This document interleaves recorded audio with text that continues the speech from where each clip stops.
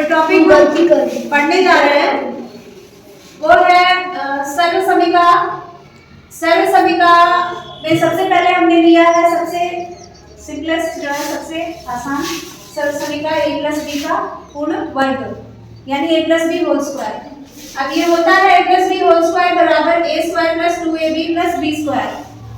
लेकिन ये निकलता कैसे है इसको हम एक चित्र के माध्यम से आज समझेंगे, ठीक है। आप लोगों को पता है वर्ग क्या होता है? वर्ग कौन बताएगा? हाँ बताओ। सूरज तुम बताओ, क्योंकि ये क्लास 6 में है तो हम जानना चाहते हैं कि इसको क्या पता है। हाँ बताओ। मैं वर्ग का क्षेत्रफल बताएं। बताओ। मैं वर्ग का क्षेत्रफल होता है ना 2 गुणे भुजा। अच्छा तुम बताओ, बैठ जाओ। वर्ग क्या है? अपने शब्दों में बताओ वर्ग क्या है? 4 बराबर रेखाओं से बनी आकृति को वर्ग कहते हैं। वर्ग एक बंद आकृति है ना, जिसकी कितनी भुजाएं होती है? 4। और सारी भुजाएं कैसी होती है? बराबर होती है, ठीक है। तो इसको इंग्लिश में क्या कहते हैं? स्क्वायर। इंग्लिश में क्या कहते हैं? स्क्वायर। तो हम इस सर्वसमीका को हम एक वर्ग के चित्र के माध्यम से समझेंगे, ठीक है। वर्ग का क्षेत्रफल क्या होता है सत्यम? नहीं, भुजा भुजा गुणे भुजा। क्या होता है क्षेत्रफल? भुजा गुणे भुजा। तो छुट्टियों में सब दिमाग साफ हो गया है ना। अब देखो ये एक भुजा है, ध्यान से इधर पहले देख के समझ लो।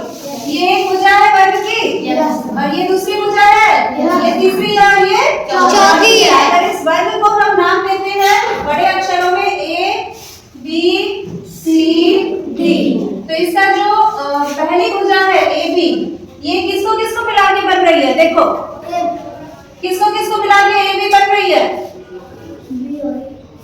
छोटे b और छोटे a को मिला के ab बन रहा है, ठीक है। यानी कि small a plus small b equal to ab। समझ आ रहा है?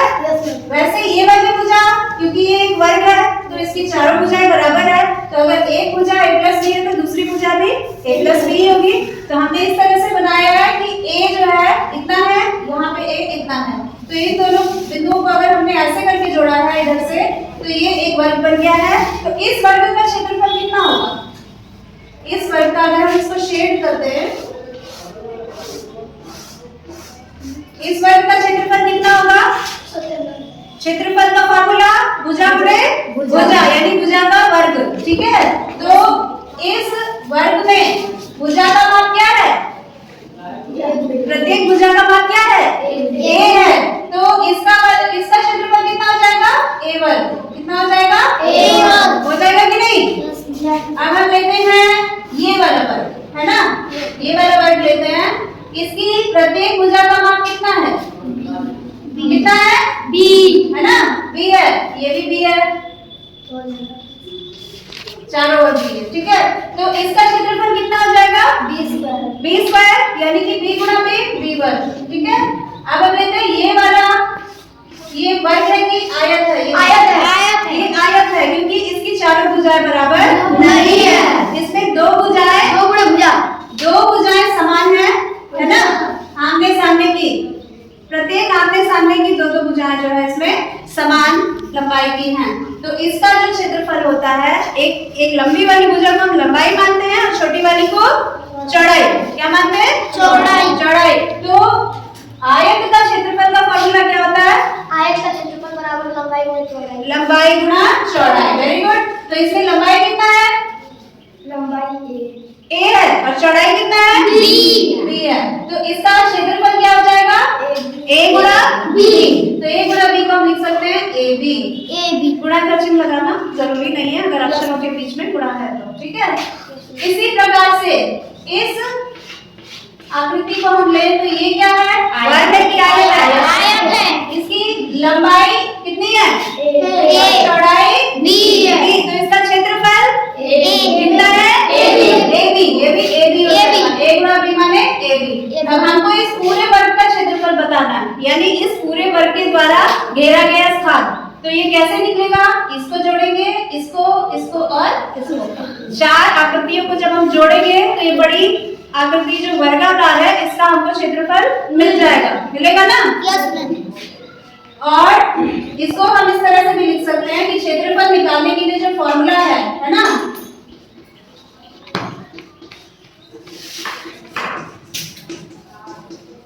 क्षेत्रफल निकालने के लिए जो फॉर्मूला है वो क्या है,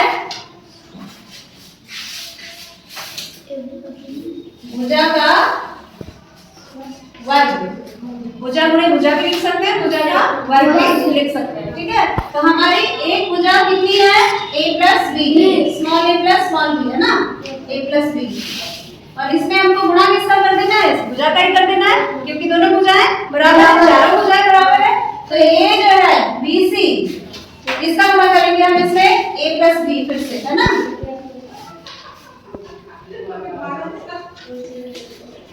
समझ आया? अब इसको हमको क्या करना है, एक तरीका तो हम इस चित्र को देख के जैसे हमने बताया है ना, इन चारों क्षेत्रफलों को जोड़ेंगे तो हमको आंसर मिल जाएगा। दूसरा तरीका क्या है, इसको हम इससे गुणा करते हैं, ठीक है?